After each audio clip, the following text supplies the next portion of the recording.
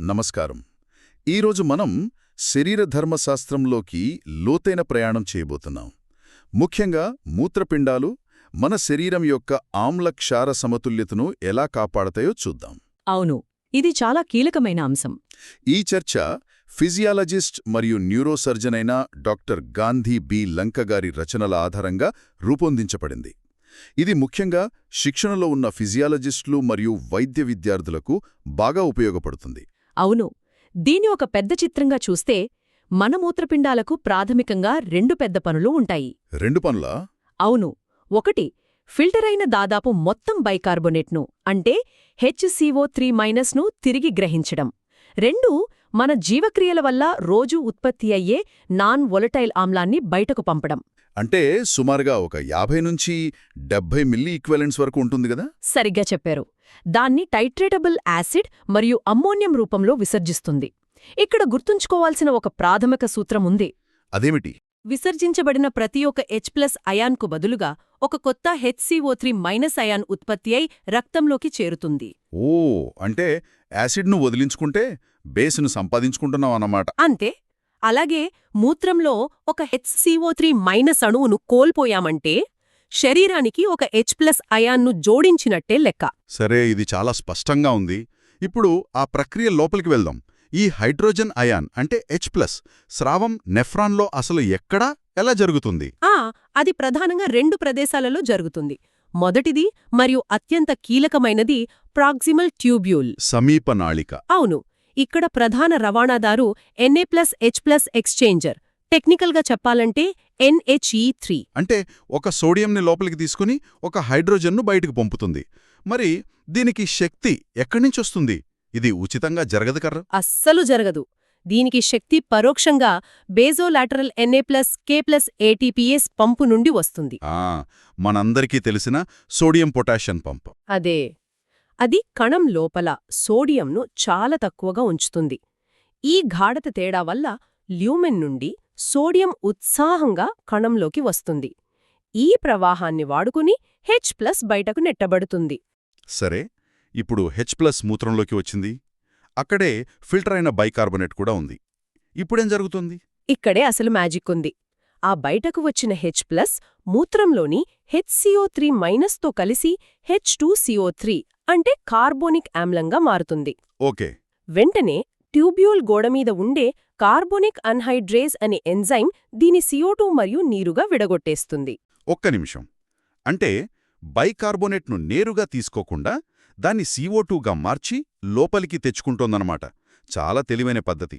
ఖచ్చితంగా. ఎందుకంటే CO2 మరియు నీరు చాలా సులభంగా కణంలోకి వెళ్ళిపోతాయి. కణం లోపల మరో కార్బోనిక్ అన్హైడ్రేజ్ ఎంజైమ్ వాటిని మళ్లీ కలుపుతుంది. మళ్ళీ రివర్స్ ప్రాసెస్ అన్నమాట. అవును. మళ్ళీ H2CO3, ఆ తర్వాత H+ మరియు HCO3- గా మారుస్తాయి. ఇక్కడ ఉత్పత్తి అయిన H+ మళ్లీ ల్యూమెన్లోకి వెళ్తుంది. కాని కొత్తగా ఏర్పడిన HCO3 మాత్రం రక్తంలోకి వెళ్తుంది. అద్భుతం. ఈ విధంగా ఫిల్టర్ అయిన HCO3- దాదాపు 80% ఇక్కడే తిరిగి గ్రహించబడుతుంది. అవును, మెజారిటీ పని ఇక్కడే అయిపోతుంది. మరి మిగిలిన పని? ఇంకా నికర ఆమ్లాన్ని కూడా విసర్జించాలి కదా? ఆ పని నెఫ్రాన్ చివరి భాగంలో జరుగుతుంది, డిస్టల్ ట్యూబ్యూల్ మరియు కలెక్టింగ్ డక్ట్లో. ఇక్కడ ఆల్ఫా ఇంటర్కలేటెడ్ కణాలు అనే ప్రత్యేక కణాలుంటాయి. వీటి ప్రత్యేకతేంటి? ఇక్కడ H+ స్రావం ల్యూమినల్ సోడియం మీద పెద్దగా ఆధారపడి ఉండదు. ఇక్కడ నేరుగా శక్తిని వాడే ప్రోటాన్ పంపులుంటాయి. ఒకటి H+ATPase, మరొకటి H+K+ATPase. H+K+ATPase. ఇది కడుపులో యాసిడ్ స్రవించే పంపు లాంటిదే కదా? అవును, చాలా వరకు అలాంటిదే. ఇక్కడ కూడా కొత్తగా ఏర్పడిన HCO3 AE1 Cl HCO3 exchanger ద్వారా రక్తంలోకి వెళ్తుంది. ఇక్కడ ఆల్డోస్టిరాన్ పాత్ర కూడా ఉంటుందంటారు? అవును. ఆల్డోస్టిరాన్ అనే హార్మోన్ ఇక్కడ H+ స్రావాన్ని పెంచుతుంది. సరే, H+ను బయటకు ఎలా పంపుతున్నామో అర్థమైంది. కాని ఇక్కడే ఇది చాలా ఆసక్తికరంగా మారుతుంది. మీరు అన్నారు మూత్రం యొక్క pH ఒక స్థాయికి మించి తగ్గదని. ఎందుకలా? ఇక్కడే బఫర్లు రంగంలోకి వస్తాయా? మీరు సమస్యను సరిగ్గా పట్టుకున్నారు. మూత్రపిండాలు ఎంత శక్తివంతమైనవైనా అవి మూత్రం యొక్క pHను సుమారు 4.5 కంటే తగ్గించలేవు. 4.5 అంటే చాలా ఆమ్లయుతమే. కానది సరిపోదా? అస్సలు సరిపోదు. బఫర్లు లేకపోతే ఈ 4.5 పరిమితి చాలా త్వరగా వచ్చేస్తుంది. H+ స్రావం ఆగిపోతుంది. బఫర్లు ఒక స్పాంజ్ లాంటివి. అవి స్రవించబడిన H+ అయాన్లను పీల్చుకుని స్వేచ్ఛా H+ గాఢతను తక్కువగా ఉంచుతాయి. దీనివల్ల పెద్ద మొత్తంలో H+ను విసర్జించడం సాధ్యమవుతుంది. చాలా బావుంది. మరి ఈ ముఖ్యమైన బఫర్లు ఏవి? ప్రధానంగా 3. మొదటిది మనమిప్పటికే మాట్లాడుకున్న బైకార్బొనేట్. ఇది ప్రాక్సిమల్ ట్యూబ్యూల్లో ప్రధాన బఫర్. కాని ఇది HCO3- పునఃశోషణకు సహాయపడుతుంది, కాని నికర ఆమ్ల విసర్జనకు కాదు. ఎందుకంటే ఒక H+ను బఫర్ చేయడానికి ఒక HCO3- వాడబడుతుంది. కాబట్టి నికరంగా లాభం లేదు. సరిగ్గా అదే. ఇక రెండవది ఫాస్ఫేట్ బఫర్. దీన్నే మనం టైట్రేటబుల్ యాసిడ్ అంటాం. అంటే ఫిల్టర్ అయిన ఫాస్ఫేట్. అవును. ఫిల్టర్ అయిన HPO4² డిస్టిల్ ట్యూబ్యూల్లో స్రవించబడిన H+తో కలిసి H2PO4- గా మారుతుంది. ఇది నికర ఆమ్ల విసర్జనకు సహాయపడుతుంది.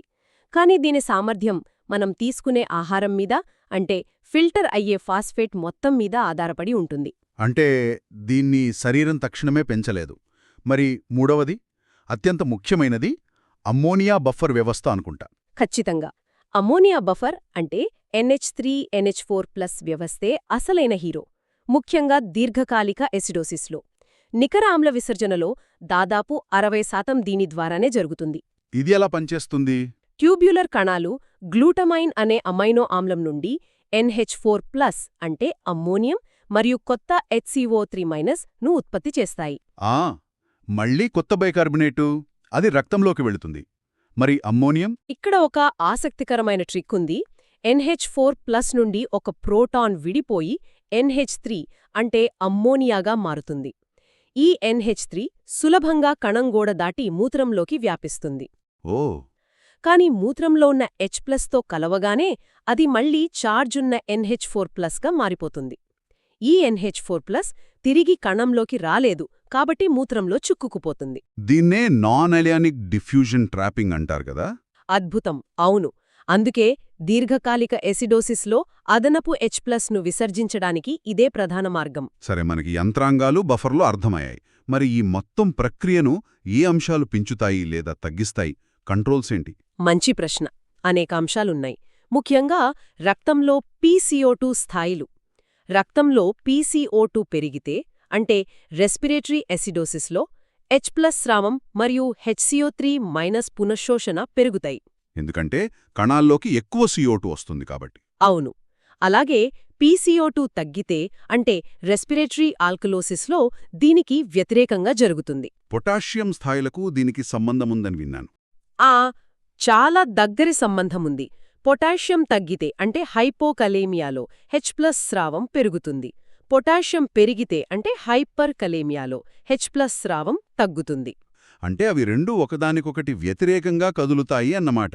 చాలా సందర్భాల్లో అంతే. ఇక ఆల్డోస్టెరాన్ గురించి ముందే చెప్పుకున్నాం. అది H+ స్రావాన్ని పెంచుతుంది. అలాగే కార్బోనిక్ అన్హైడ్రేజ్ ఎంజైమ్ను నిరోధించే మందుల సంగతి. ఆ ఎంజైమ్ లేకపోతే ఈ ప్రక్రియ మొత్తం ఆగిపోతుంది. సల్ఫానమైడ్స్ లాంటి మందులు దాన్ని ఆపుతాయి. ఫలితంగా H+ స్రావం తగ్గిపోయి మూత్రం క్షారయుతంగా మారి మెటబాలిక్ ఎసిడోసిస్ వస్తుంది. అద్భుతం. మనమిప్పుడు మూత్రపిండాల యంత్రాంగాన్ని విడమరచి చూశాం. ఇప్పుడు ఈ భావనలను కలిపి చూద్దాం. శరీరంలో ఆమ్లక్షార అసమతుల్యత ఏర్పడినప్పుడు శ్వాసకోశ మరియు మూత్రపిండ వ్యవస్థలు ఎలా కలిసి పనిచేస్తాయి? దీనికి ఒక సులభమైన సూత్రముంది. శ్వాసకోశ వ్యవస్థ సమస్యను సృష్టిస్తే మూత్రపిండాలు సరిదిద్దుతాయి. జీవక్రియ సమస్య వస్తే శ్వాసకోశ వ్యవస్థ మరియు మూత్రపిండాలు రెండూ రంగంలోకి దిగుతాయి. ఉదాహరణకు రెస్పిరేటరీ ఎసిడోసిస్ అంటే రక్తంలో PCO2 పెరగడం. అప్పుడు మూత్రపిండాలు H+ స్రావాన్ని మరియు కొత్త HCO3- ఉత్పత్తిని పెంచి నెమ్మదిగా pHను సాధారణ స్థితికి తీసుకురావడానికి ప్రయత్నిస్తాయి. రెస్పిరేటరీ ఆల్కలోసిస్లో దీనికి వ్యతిరేకం. మూత్రపిండాలు H+ స్రావాన్ని తగ్గించి HCO3- ను మూత్రంలో విసర్జిస్తాయి. సరిగ్గా చెప్పారు. మరి మెటబాలిక్ ఎసిడోసిస్ సంగతి? అంటే రక్తంలో HCO3- తగ్గడం.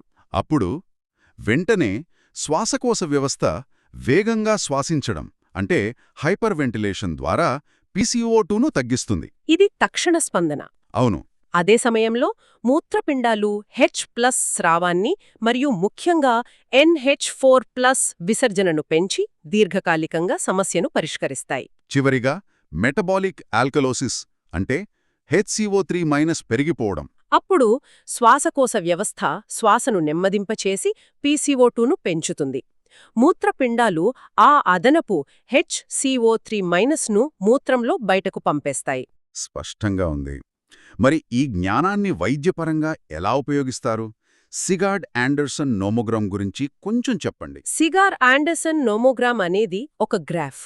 ఇది pH, PCO2 మరియు బేస్ ఎక్సెస్ లాంటి విలువల మధ్య సంబంధాన్ని చూపిస్తుంది. బేస్ ఎక్సెస్ అంటే శరీరంలో అదనంగా ఉన్న బేస్ అని అర్థమా? దాదాపు అంతే.